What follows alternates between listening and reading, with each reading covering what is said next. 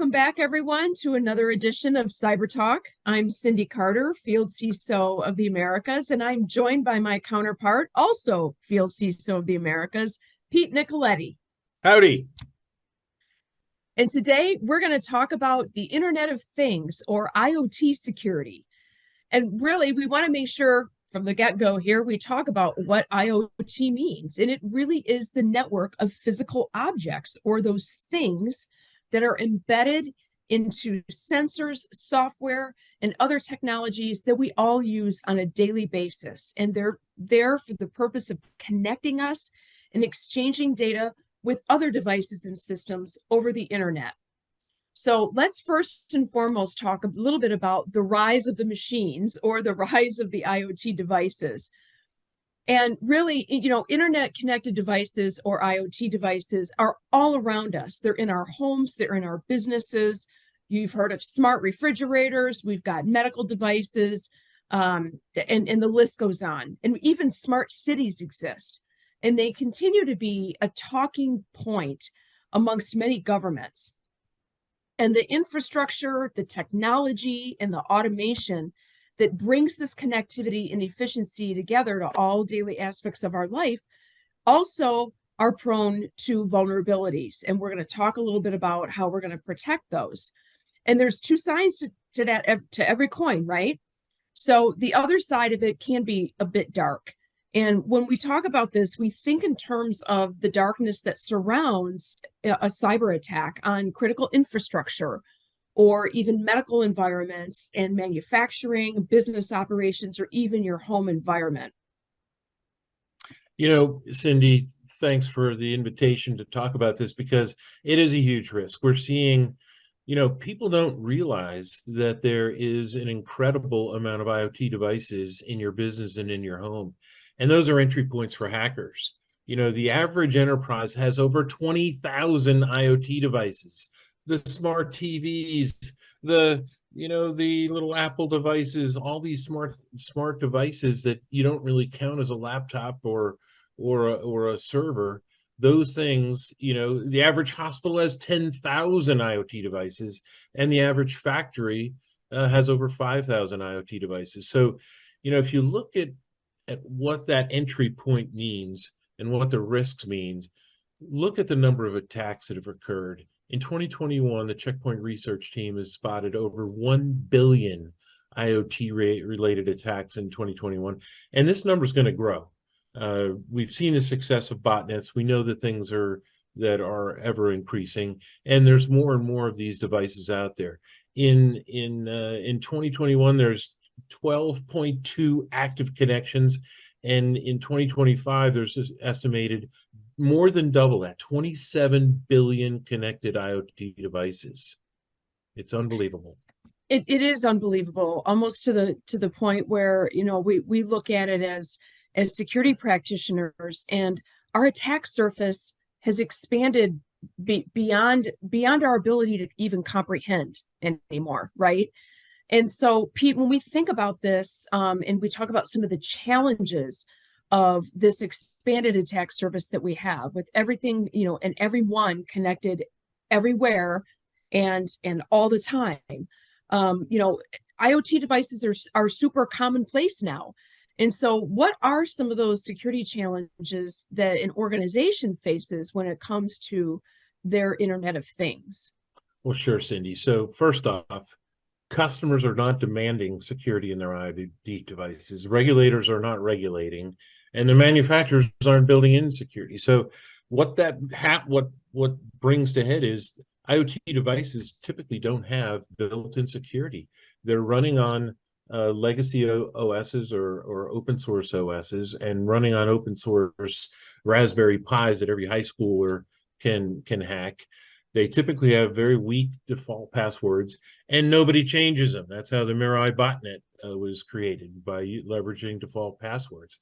And they have no physical security. There's typically just a couple of screws, protecting it. They're not typically an epoxy, and they're typically out working for the company or the home out in the field. And as every hacker knows, if you can touch it, you can hack it. So IoT environments are challenging. First, you have to find all the devices first.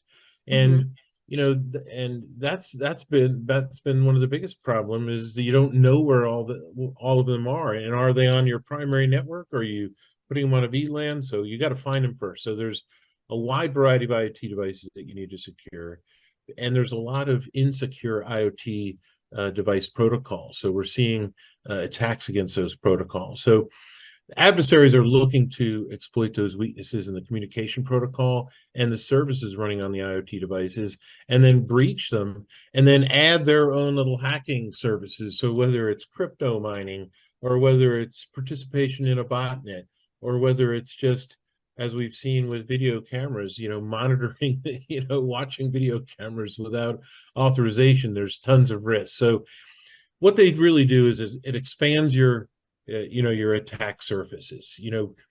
As security practitioners, we know what we're trying to protect when it comes to laptops and cell phones and servers and cloud, but this expands the attack surface. Now you can have IoT devices in your office, and you can have them in your data center. You can have remote users using them. You can have them in your home, your vendors, your offices. So we've seen multiple opportunities where third-party vendors were hacked. And think about the Mirai botnet. It was created simply by scanning for devices using the login name and password. So devices connected to the internet, a simple scan to find them. So IoT devices, as you're hearing from us, they're susceptible to be used for botnets, creating DDoS attacks. We just saw some announcements that the latest cost for a 2.5 terabit per second DDoS attack is $19 a month. That's how cheap it is. Turning your device into a crypto miner, you're leveraging it for ransomware, and then once it's infected, this is the other big issue. That infection can move laterally into the network elements, because these devices are typically not logging, and they typically don't have software on them that's monitoring their security. So, Cindi, give us a couple of examples of, there's some good ones out there. Do you have a couple good ones? Oh, sure, sure. And and the consequences are great, right? And they're very scary, quite frankly. And I want to just add on to your ending statement there as well, as far as there's not only there's downstream and upstream effects when an IoT device gets affected. And of course, I always refer back to the Internet of Medical Things, or IOMT, because healthcare is a very significant place where a device may be doing diagnostic procedures, or it may actually be doing life-saving and life-sustaining aspects. So when we think about that, and we talk about some of these other exploits that have happened, that it's a massive opportunity for us to embrace this challenge and really make a difference in how we can protect them. But think in terms of just a few years ago, what happened with one of our favorite casinos in North America that was hacked. There was about 10 gigabytes of data that was stolen and then transferred to an attacker in Finland without any warning, any notice. And of course, from a monitoring perspective, just like you said, Pete, it was already gone before anything was detected or picked up on it. It did turn out later that these attackers managed to gain access to the company's internal network through a security installed internet connected aquarium, right? Looking at the pretty fishies going around.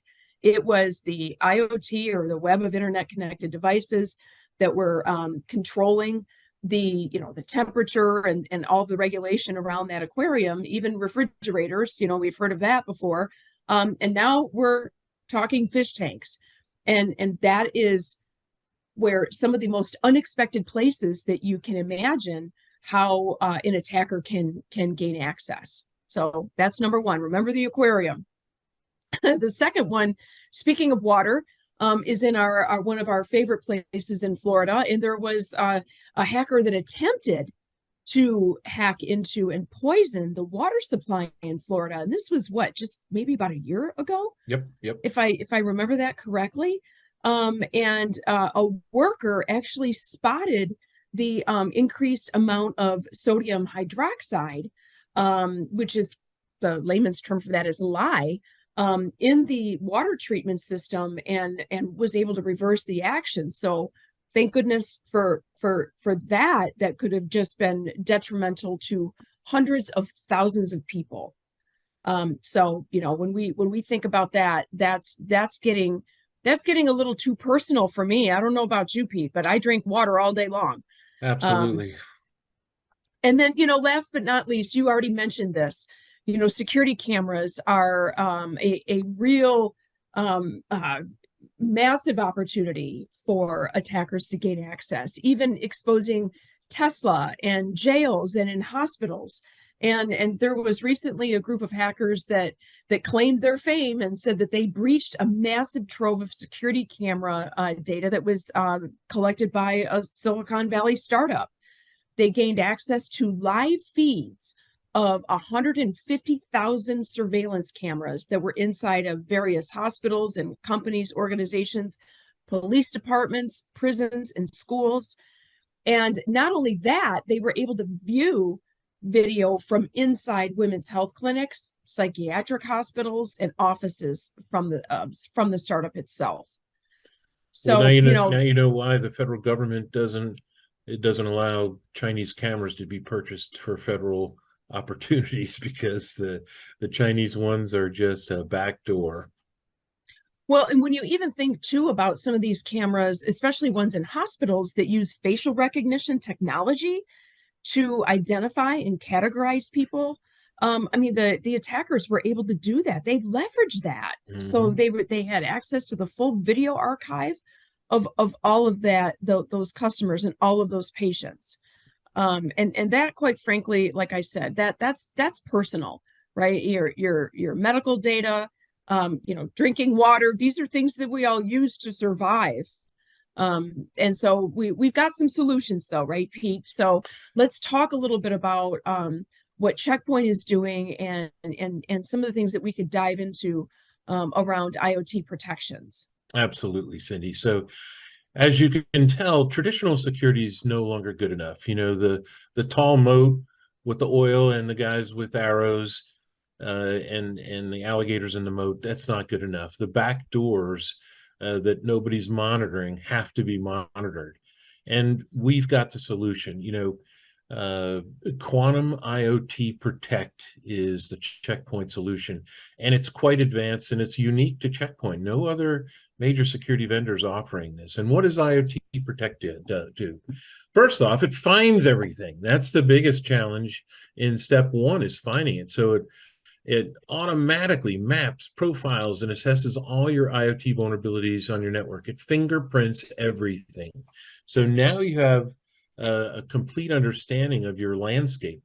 Then it automatically creates perfectly suited policies with, right now, the industry's broadest application control. So it allows you to control over 1,600 different IoT and OT applications, protocols, and commands. Everything is covered, from IP cameras to medical devices, and you save time and effort with an automated IoT policy builder, and automatically apply a whitelist policy. In other words, to allow certain HP printers external domains for their updates. And they're you got to buy the HP ink. You always get those notifications, right? So that'll still happen. And it also patches your device, right? So one of the things that you never do when you buy an IoT device is say, I wonder if they have a patch for this. Nobody does that. But Quantum IoT Protect does.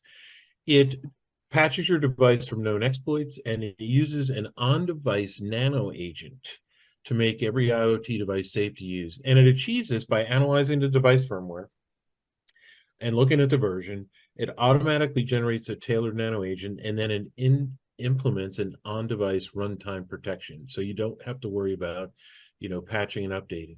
So it works in our small, medium, and ultra large. So SMB branch, enterprise scale, the ruggedized security gateways. We're seeing a lot of implementation of those ruggedized gateways because, being out in electrical generation areas where solar IoT devices are doing feedback out in the water processing plant. So we're seeing those ruggedized devices being used all the time, and they can scan and fix for these IoT devices. And then, of course, preemptive on-device threat protection. So harden the device firmware to protect against and prevent zero-day runtime attacks. The best threat prevention is against the latest and most evasive IoT cyber attacks. And Cindi, there's one other thing that's really interesting and timely news that we got to talk about briefly is Oh, yes. the big FBI announcement on IoT devices. And today, our blog came out to support and really break down the FBI industry notification and then how our devices specifically deal with endpoint protection, with the rise in EDR and XDR. And you know, Cindi, the thing that's different about Checkpoint is we're all about prevention. So with these announcements and what we're talking about here, we're preventing the issues from occurring. Our competitors are out there talking about detection all day long, and detection's no longer good enough. And I don't want detection. I want prevention. How about you, Cindi? Well, as they say in healthcare, an ounce of prevention is worth a pound of cure. And from a security practitioner perspective, and I know you and I believe this with our whole heart, that no matter where we are in the Internet of Things, or even if it was 10 years ago before this proliferation of all of this interconnectivity and devices came about as something that we really needed to pay attention to, at the end of the day, it's about hardening your systems. And that goes way back, right? We talk about layers of defense, and I love the fact that we are now talking about prevention as actually being at the very forefront of that defensive layer of protection, right? We want to make sure that we can avoid the attack from happening in the first place. And so that preventative aspect of it is really a much more forward thinking, much more able to handle the 20 billion plus devices that we're going to see out there in our world by 2025. So I think that I don't only think, I know that this is the route we absolutely need to go, and prevention is and always should be first in every security plan.